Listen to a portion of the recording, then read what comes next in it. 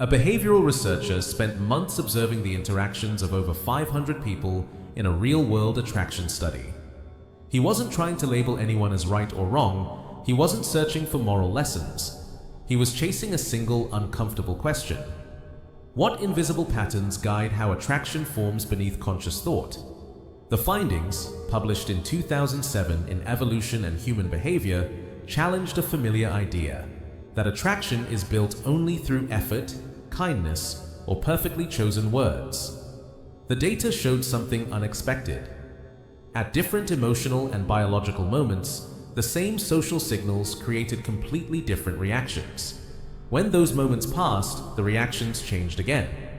Nothing in the environment shifted, not the location, not the conversations, not the behavior.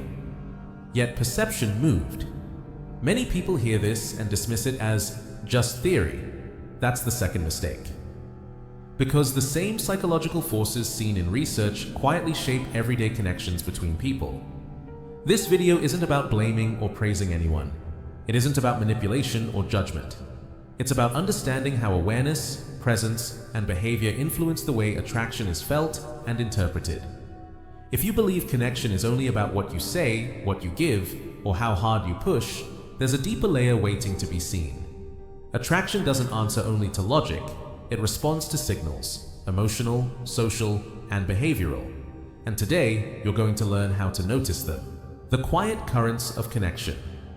Have you ever met someone and felt that rare sense of ease, like the conversation was carrying itself without effort? Messages flowed naturally, laughter came easily, there was a subtle feeling that something meaningful was taking shape. And then, without warning, the tone shifted. Replies grew brief. Silence stretched between messages. The warmth you felt began to cool into distance. You replayed every moment in your head, every word, every pause, every small detail, trying to find the exact place where things went wrong. You wondered if you talked too much, held back too much, or missed some hidden signal you didn't even realize was there. Here is a steadier, more honest perspective. Sometimes you didn't make a mistake at all. Sometimes what changed wasn't your actions, but the internal state of the connection itself. Psychology suggests that attraction is not a fixed setting that stays constant. It moves, it fluctuates.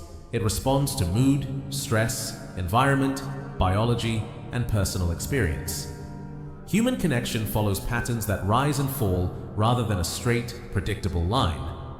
At certain times, people become more responsive to presence, confidence, and emotional clarity. At other times, they lean toward comfort, familiarity, or space. Most of these shifts happen quietly, without conscious choice.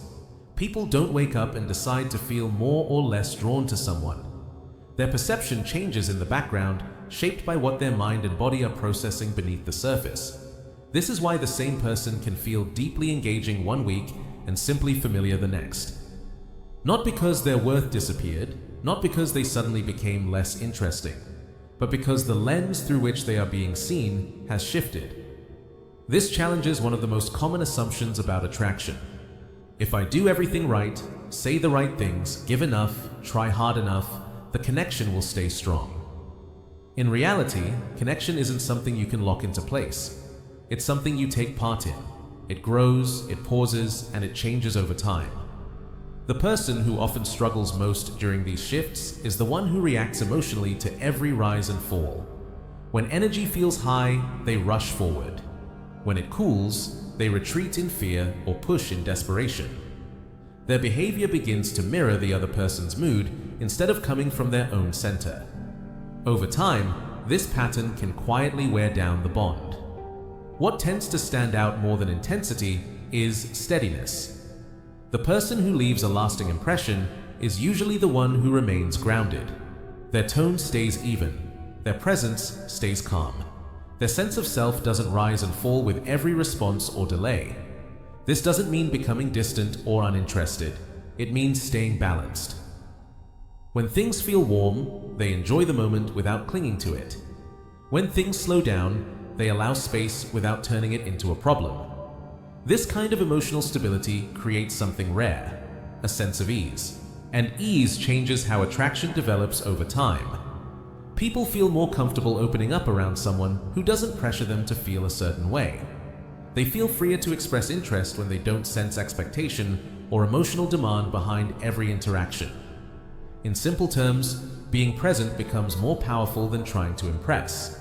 It's not about delivering perfect lines. It's not about maintaining constant excitement.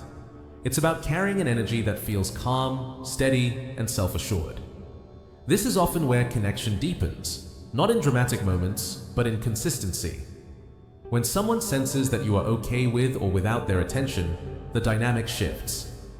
The interaction moves from seeking approval to sharing an experience. And that shift alone can make conversations feel lighter, more natural, and more genuine. Understanding this rhythm isn't about controlling it. It's about learning to move with it. Because attraction isn't a switch you flip on or off. It's an ongoing process you become aware of through how you show up, how you listen, and how you stay grounded in who you are, regardless of how the other person feels on any given day. The silent signals of human connection. Before a real exchange ever takes shape, something subtle is already unfolding. Long before words are chosen or sentences are formed, impressions begin to settle.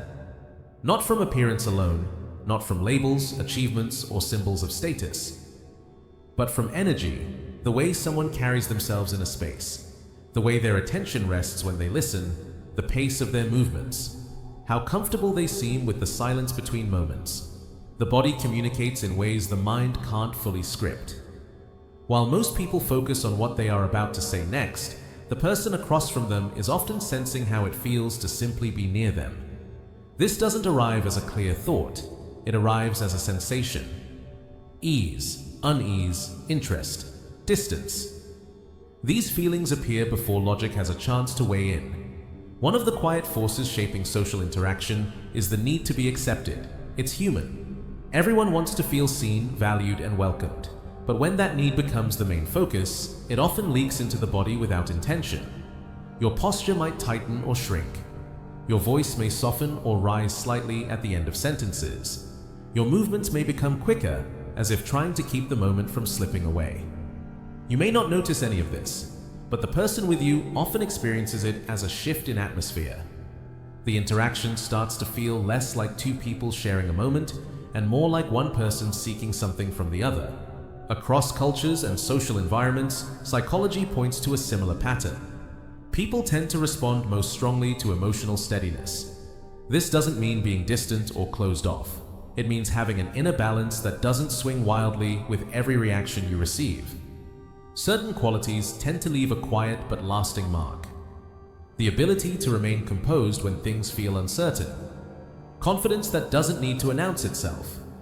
Boundaries that exist without needing to be explained. A presence that feels calm rather than urgent. What often shapes perception more than spoken words is consistency. Anyone can describe who they want to be. What they repeatedly do shows who they are becoming.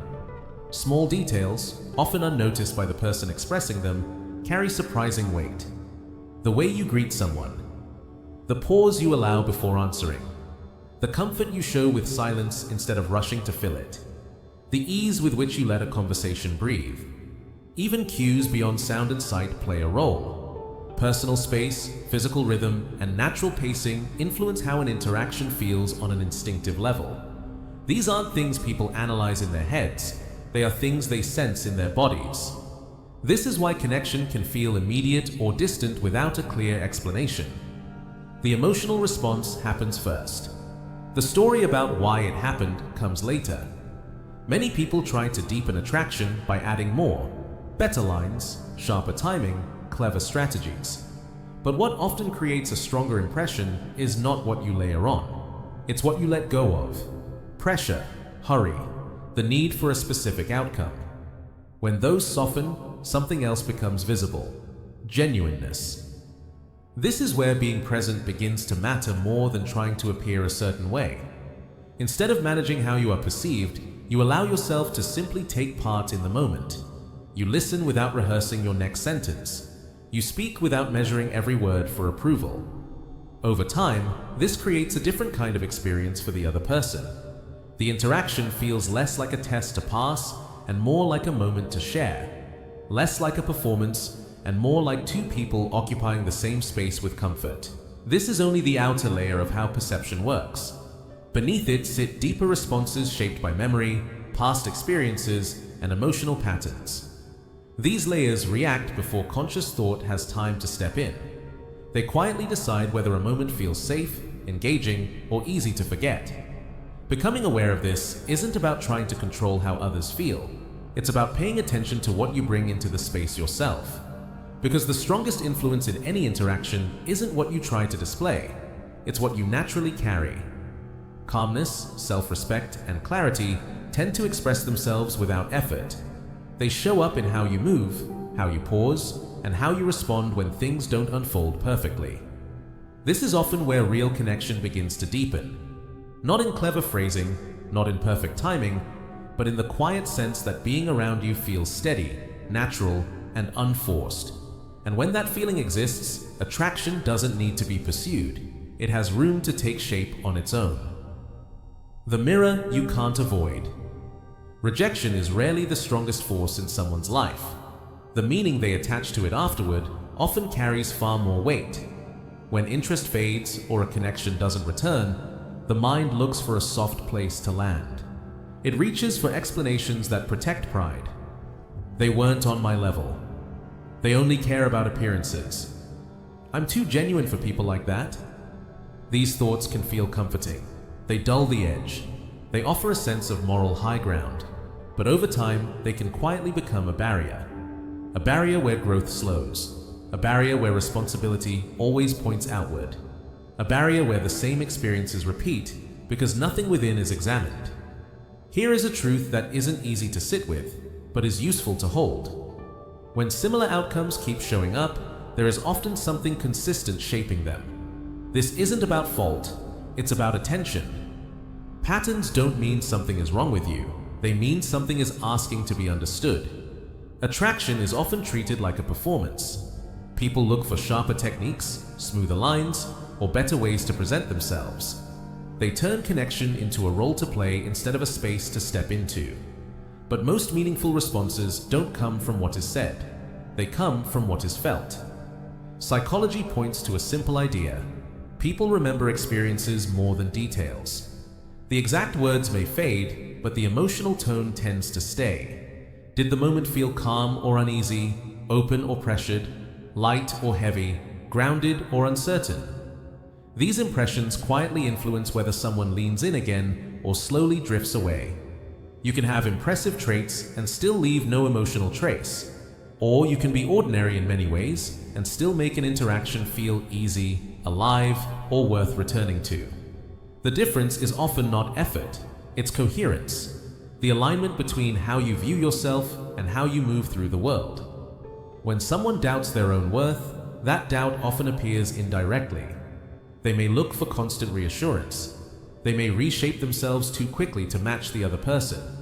They may give more than they truly want to give, hoping it will secure a place in someone else's life. These behaviors don't usually come from generosity. They often come from the fear of being overlooked. When someone has a clear sense of their own direction, their presence tends to feel different. They don't rush to fill every silence. They don't drop their own priorities at the first sign of attention. They can show interest without losing their center. This doesn't make them cold, it makes them grounded. Their life doesn't revolve around a single connection. It has multiple sources of meaning: work, learning, challenges, friendships, personal goals. Because of that, any one interaction becomes something they choose, not something they depend on. That choice is often sensed, even if it's never spoken. Conversations feel lighter. Time together feels less like a test. Moments feel like an addition, not a negotiation. This is where self-respect begins to show itself, not as bold claims, but as steady behavior. It appears in how you handle waiting, in how you respond to uncertainty, in how you continue moving forward even when attention isn't guaranteed. The focus slowly shifts from "how do I get this person to want me" to "how do I want to shape my own life?" That shift changes more than actions. It changes presence. People often respond to those who seem comfortable with their own path. Not because it's a technique, but because it communicates something simple and deeply human. This person isn't lost inside the interaction. They are sharing where they're going, not searching for direction. This is the quieter truth behind many social patterns. Connection tends to grow where self-respect already exists. Not in perfection, not in control, but in the steady sense that you are building a life that doesn't depend on being chosen. When that becomes real, interest stops being something you chase. It becomes something that sometimes walks beside you. The inner witness, from noticing to navigating. There is a subtle moment in every interaction that almost no one pays attention to. It arrives before words land, before reactions form, before the other person shows how they feel. It is the instant when your body quietly decides how it will meet the moment. This is where awareness begins. In your next conversation, don't aim to impress. Don't try to be entertaining. Don't focus on where you want the exchange to go. Instead, step back inside yourself and observe. Notice how you enter the space. Notice how your body responds to the presence across from you. Notice what shifts when the mood of the moment changes. Begin with something simple, how you hold yourself. Are your shoulders open, or do they slowly draw inward? Does your head stay level, or does it tilt forward as you speak? Do your hands stay relaxed, or do they start to move when silence appears? These movements usually happen without a conscious decision. They are quiet expressions of comfort or tension, certainty or doubt. Now pay attention to your voice. Does your tone stay even when you speak about something that matters to you? Does your pace change when you feel unsure? Do you rush to fill empty space, or can you allow a pause to exist? Silence has a way of revealing how at ease you are with your own presence. Then turn your attention to your gaze. Do your eyes rest naturally, or do they search for signs of approval? Do you look away at the end of a sentence, as if waiting for a reaction? Can you remain steady when the other person is quiet, distracted, or expressive? Eye contact isn't about intensity, it's about comfort. It reflects whether you are grounded in the moment or leaning toward a response you hope to receive. Finally, observe what happens inside. Notice how you feel when the conversation flows easily. Notice what stirs when it slows down. Notice how quickly your mood shifts based on tone, expressions, or small changes in energy. Ask yourself one simple question. Am I steady, or am I reshaping myself to fit the moment? There is nothing wrong with being flexible. Connection grows through sensitivity and awareness. But there is a difference between adapting and losing your center. Adapting means you remain rooted while you respond. Losing your center means your entire state changes with every signal you receive. This is the difference the inner witness helps you see. This practice is not about becoming distant or detached. It is about staying present without disappearing inside the interaction. Most people move through conversations on autopilot. Their habits speak before their awareness arrives. The same reactions repeat. The same emotional loops play out, and often they never notice the pattern. The inner witness interrupts that cycle. At first, this kind of attention can feel uncomfortable. You may notice how quickly you rush to explain yourself, how often you try to smooth over awkward moments, how easily your energy rises or falls based on someone else's response. That discomfort is useful. It means you are beginning to see the gap between what happens and how you react. And inside that gap, something important exists: choice. With practice, you start to feel the early signs of tension in your body. You recognize the urge to impress before it turns into action. You notice the pull to seek reassurance before it shapes your words. In that moment, you gain a quiet ability, the ability to pause. You don't need to fix every situation. You don't need to control every outcome. The aim isn't perfection. The aim is presence. Presence shifts the tone of an interaction without a single carefully crafted sentence. When you are present, your attention steadies. Your movements become simpler. Your responses become more intentional. People often sense this before they can explain it. The exchange feels less hurried. The space feels more open. The moment feels less like a transaction and more like something shared. Over time, this awareness stops being an exercise and becomes a habit. You begin to carry it into other parts of life: work, friendships, challenges, decisions. You notice how you respond to pressure, how you meet uncertainty, how you react when things don't unfold the way you expected. This is where the practice grows beyond social moments. It becomes a way of understanding yourself. You start to see which situations pull you off balance, which environments help you feel grounded, which patterns keep repeating, and which ones you are ready to step away from. Most people move from moment to moment guided by impulse, routine, and reaction. The inner witness walks beside those impulses instead of being pulled by them. And in that quiet shift, from automatic to aware, you don't just change how you connect with others, you change how you move through your own life. The unseen rulebook. The researcher wasn't observing people to create drama or controversy. He chose an environment stripped of romance and fantasy, because when emotion is removed, the mechanics of attraction become clearer. And what he uncovered echoed a truth many experienced men already understand. Attraction isn't a decision, it's a reaction.